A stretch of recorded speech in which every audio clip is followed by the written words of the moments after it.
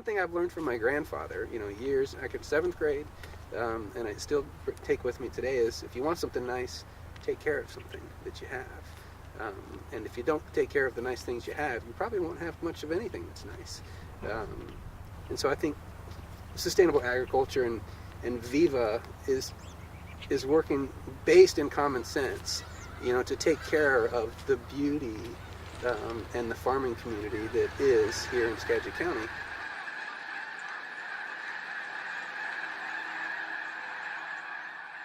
Since 1940, Skagit County has lost almost 40% of its farmland. That's a big chunk in 70 years. So another 70 years from now, what does that look like? Do we lose another 40%? Or can we keep it status quo, or maybe even move it in the other direction potentially? The average age of a farmer here in Skagit County and across the nation is 58. In the next 20 years, it's estimated that 70% of farms will change hands. And if there aren't farmers willing to take on and kind of pass that torch and move forward, what happens to that farmland, and where does our food come from? And so, here locally, again, it's an issue, but it's an issue nationally. An awful lot of people here who've seen that farm stand down there for years have no idea that the 30 acres behind that farm stand is all part of Viva Farms. And they don't know what a small farm business incubator is. What is an incubator? Why the incubator? Part of the reason is that to be a successful farmer and a successful farm business owner, the skill set that you need to have is just extremely wide.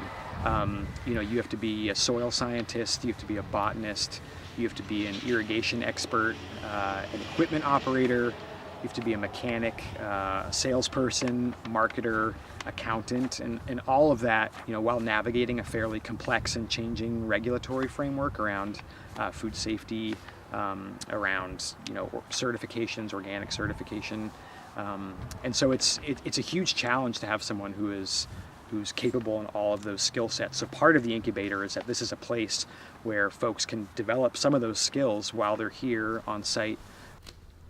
Another aspect of the incubator is just that, it's time. It's allowing people to develop their business in a measured way, to develop a customer base, to develop a brand, to build relationships with different markets. And so over time, they can really hone in on those crops that are most profitable for them, or the crops that make the most sense with their production. There are folks that are passionate about being the next generation of farmers to help all of us, kind of solve this problem into the future of who is going to be our farmer and where does our food come from. And over 7 years of experience and thousands of hours of research has brought us to the fact that there are several essentials that without farmers won't be successful. So the basics are training, which we offer, extensive bilingual training, land, infrastructure, so greenhouses, wash pack stations, high tunnels, coolers, refrigeration, things of that nature. Also equipment, so the tractors and the implements. Capital, so funding to actually start businesses. Most businesses need some capital to get started, and also markets. So we have a wholesale market that we operate, and we also have a retail market that we operate. So that combination, training, land, infrastructure, equipment, capital, and markets are really the essentials that farmers need to actually be economically viable. Yeah, really just give it a little. just like lift it. So yeah, they're in there good. They are.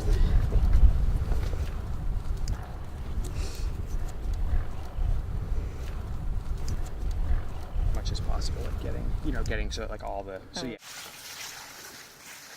It's new this year in 2016 is a 3/4, 9-month long land-based training program on site here at Viva Farms that's accredited through Skagit Valley College. From sowing seeds and crop planting all the way through harvest and sales, and then kind of looking back at the year and doing financial analysis and figuring out how to do better.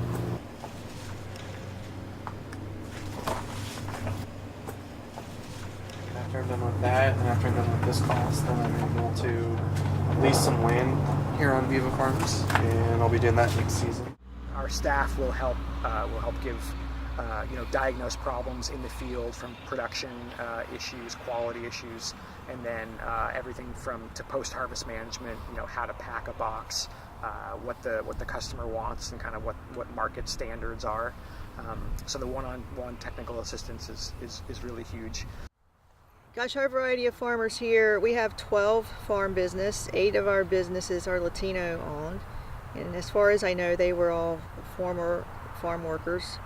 But we also have beginning farmers who are young beginning farmers, and we have some not so young beginning farmers. You get that experience and that knowledge that goes along with years of, so like Mauricio's years of being a farmer so he's able to pass down a lot of what he's learned to us. So that's really cool. By the way we were doing things, my grandfathers and it's nothing wrong with that, but now it's different. Weather has been changing, and there's new equipment, there's new pests, so that means you need new techniques. Wow, that's 20 pounds. Yeah, They must be really it's kind of hard to believe.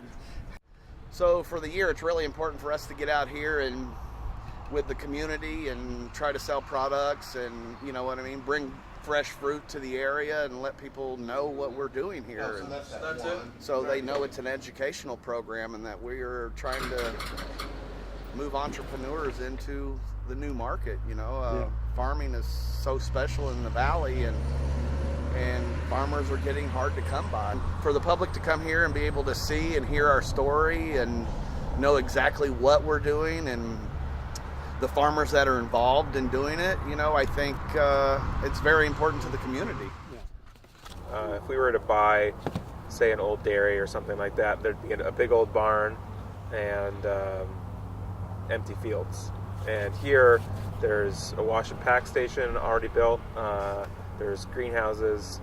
There's 2 or 3 tractors with equipment that is set up for vegetable production. Vegetable production is fairly specific. When you want to be on a larger scale than 1 or 2 acres, you need quite a bit of specialized equipment. We really tried to put a focus on making sure we're paying good attention to the business side of things as well. I think it can be potentially easy to grow a lot of food, but if you don't have the business side figured out to be a solvent business, you're not going to succeed in the long run. And so I think some of the business planning classes and cash flow workshops and things like that have also been equally important, and we probably both benefited from some of those. We will offer workshops throughout the season that are open to everyone, not just Viva farmers. We also, our training program is sort of in the context of sustainable farming. We are a certified organic farm, and there's a couple reasons for that. One is environmental stewardship. And sustainability. We take that seriously, and so we want to make sure that we're preserving our natural resources and that we're building healthy soil. So sustainability, both environmental sustainability and economic sustainability for small farm businesses is a focus of ours. It's important to me because I believe in community, and I believe that all of us have something to give, and that we're all valuable. And one of the pieces that Viva touches is the socially disadvantaged group of folks. So we do everything we do bilingually, and we give an opportunity to folks that are Spanish speakers that otherwise might not have the opportunity to move from farm workers to farm ownership and more control of their own destiny. And they're very, very capable of being successful farm owners with the right tools. And so I'm passionate about giving people the tools to be successful. Me ayudaba en hacer los papeles y también ayudar sobre las ventas. Abrimos varios mercadeos. Entonces, y eso fue lo que me ayudó a mí para vender todo lo que yo sembraba. Entonces, eso es una parte de la ayuda que yo recibí de aquí, de Viva. Y ahora, pues, gracias a Dios, que poco a poco fui escalando. Entonces, y esto también me hizo comprar toda, o sea, lo que ya tengo, lo que es mi tractor, los implementos, pero lo estoy haciendo poco a poco. Entonces, esto es una parte de las herramientas que voy a, cuando yo esté un poquito más, pero vamos a ver si Dios me da vida, me da licencia de seguir con esto y llegar a mi sueño.